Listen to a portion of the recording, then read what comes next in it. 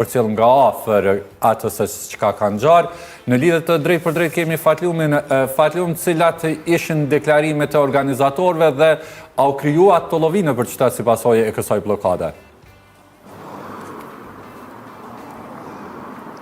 Përshëndetje kushtrim dhe Kaldrina, si dhe gjithë shikuesit e TV Dugaxhinit. Para pak minutash ka përfunduar protesta e komunitetit të bizneseve, e cila ishte e vendosur në 4 hyrje të kryeqytetit këtu në Veternik, pra nga hyrja në kryeqytet nga Veterniku, nga hyrja nga Fushë Kosova aty tek rrethi i madh pak përpara,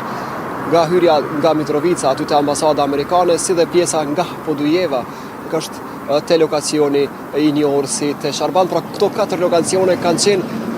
për rreth 20 minuta të mbyllura totalisht, e pastaj me kërkesë të policisë së Kosovës janë hapur pjesërisht korsit për të mundësuar qarkullimin në mënyrë që të mos bëj bllokadë e të rrezikshme e kryeqytetit, pasi vetëm për 20 minuta kemi parë kolona të gjata të cilat janë krijuar në hyrje të kryeqytetit, si shenjë, pra si pasojë e protestës e cila ka për qëllim që të ose paktën është përpjekje që të bëj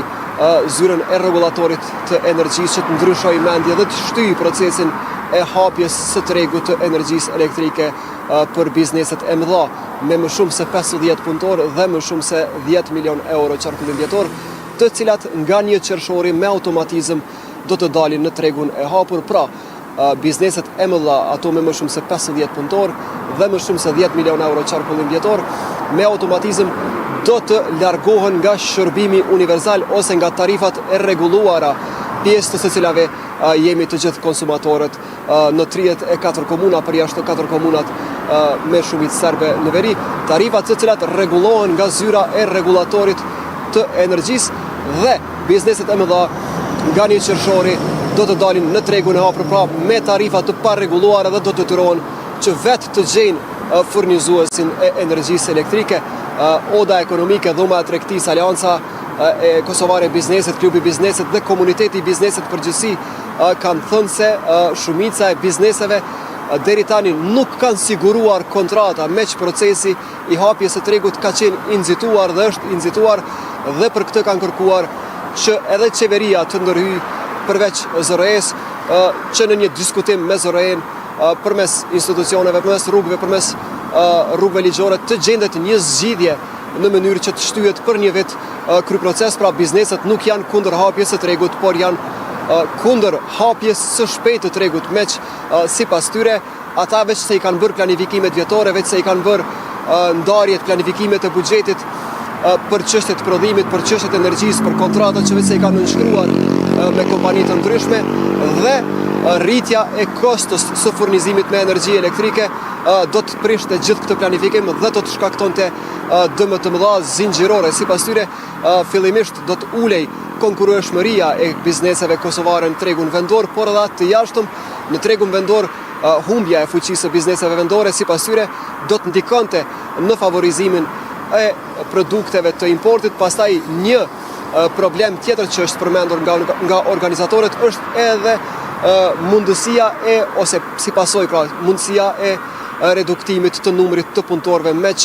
do të rritet kostoja e energjisë elektrike, qoftë në prodhim, qoftë në shërbime, dhe kjo mund të ndikojë sipas tyre që të ulet numri i punëtorëve, sidomos i atyre bizneseve që janë rreth 50 punëtorë, cilat mund të ulin në 47-48 punëtorë, në mënyrë që të mos preken nga liberalizimi i tregut energjisë elektrike. Ata sërish i kanë bërë thirrje qeverisë, zyrës rregullatorit të energjisë, që të ulen, të diskutojnë dhe të bëjnë një plan tranzicional, një vjeçar, në mënyrë që të ketë më shumë oferta për bizneset, pasi sipas bizneseve deri tani shumica e tyre kanë marrë oferta sërish nga Keskoja, që është pra furnizues i shërbimit universal. Vetëm se për dallim nga furnizuesi i shërbimit universal, ku prapë është Keskoja, e ku tarifat janë të rregulluara nga zyra e rregullatorit për energji, ofertat që kanë marrë sipas bizneseve